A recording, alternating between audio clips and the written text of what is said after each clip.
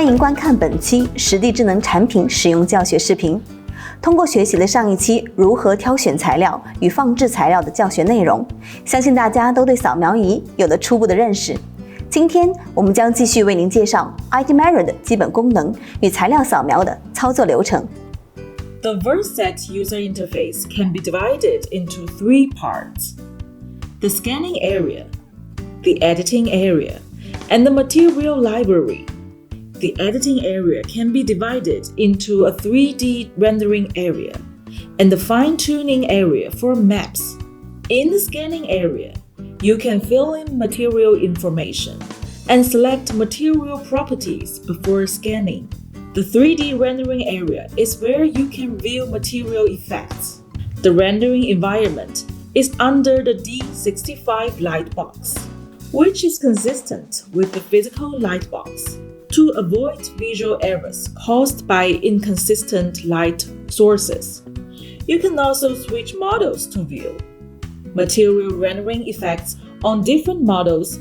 In the fine-tuning area, you can fine-tune maps for digitized materials to simulate the effects of physical materials. The material library at the bottom is where you can store scanned materials. With the material library, you can manage materials by folders. Click the tiling button on the top right to activate the tiling interface. The 3D rendering area is on the left. The 3 multiplied by 3 tiling area is in the middle. The editing area for tiling parameters is on the right. Click Save and Return on the top right of the tiling interface to return to the main interface of the software. The 3 multiplied by 3 tiling area is where you can see display the 3 multiplied by 3 result after tiling material maps. You can use boundaries to check if there are still seams. The editing area for tiling parameters is where you can crop maps and select tiling algorithms. Tiling takes 2 steps.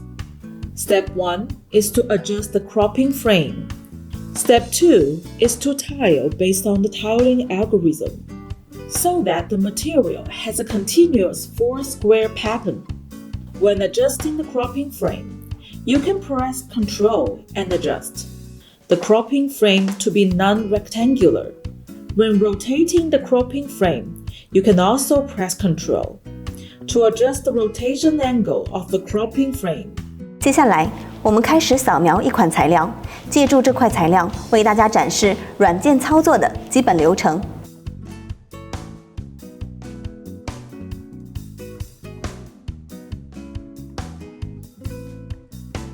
First, after putting the material into the scanner, fill in the name of the material. Select material properties according to the characteristics of the physical material, and choose the location to store the material in the library. After that, click the Start button to start the scanning process. The scanning process is expected to take 2 to 4 minutes, and after the material is scanned, it will be in the material library. A red dot next to the material name means this material hasn't been viewed. By dragging the material to the editing area, you can load this material. See the real-time 3D rendering effect of the material, and start to fine-tune and tile this material. Step 1. Click the tiling button to activate the tiling interface. Drag the cropping frame and make sure to reserve the area for tiling. Step 2. Click Remove Gradient. Switch different maps and check if there is uneven material in the 3 multiplied by 3 tiling area. If there is, you need to adjust settings to remove gradients until the uneven material is fixed. Step 3. Click the Save and Return button to return to the fine-tuning area for materials and fine-tune the material properties. A diffuse map reflects the color of material itself. Changing the color of a diffuse map will change the color of the material. We can adjust the colors of a diffuse map based on three properties. Color level is used to adjust color contrast and overall brightness. Color balance is used to adjust material colors. Hue or saturation is used to adjust the overall hue, saturation and brightness of material colors. A normal map shows the bumpiness of a material. Editing a normal map will affect the bumpiness of material textures. A specular map shows the specular reflection of a material. Editing a specular map will affect the specular reflection of a material. In general, the specular reflection of non-metallic materials is almost black. You can drag the color level slider to adjust specular reflection. A glossiness map shows the glossiness of a material surface. Editing a glossiness map will make a material rougher or smoother. You can adjust color level to affect the brightness of a glossiness map and adjust the smoothness in the 3D rendering area to simulate that of a physical material. Step 4.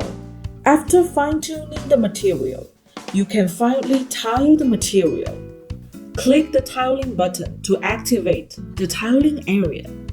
When editing, you need to check the effect in the 3D rendering area and the 3 multiple by 3 tiling area.